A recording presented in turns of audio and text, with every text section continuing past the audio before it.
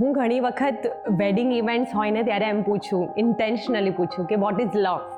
એ સાંભળીને લોકો શોક થઈ જાય, કારણ કે આમ જોવા જઈએ તો love is very commonly use term, right? Like આજના જમાનામાં તમે જોશો તો બધા કહેતા હશે કે I love this, I love that, I love you.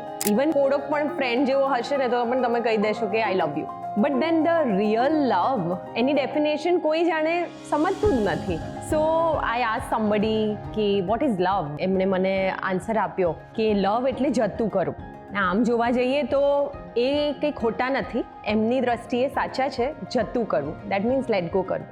But then when you look into it deeply you will realise that જતું કરવું એમાં તો એક સેક્રિફાઈસનું ઇમોશન છે, લેટ ગો કરવાની ભાવના છે. તમને એક સેક્રિફાઈસ કરી રહ્યા છો, તમે તમારી હેપીનેસને પાછળ મૂકી રહ્યા છો અને બીજાને પ્રાધાન્ય આપો છો. But according to me love is the acceptance. તમે સામેવાળા વ્યક્તિ, તમારા પાર્ટનરને જો એક્સેપ્ટ કરી લીધા હશે the way he or she is, તો પછી એ કંઈ આમ જતું કરવું તમને લાગશે જ નહીં. It will come naturally, organically, right? So love is actually acceptance, you know, it's an ultimate devotion.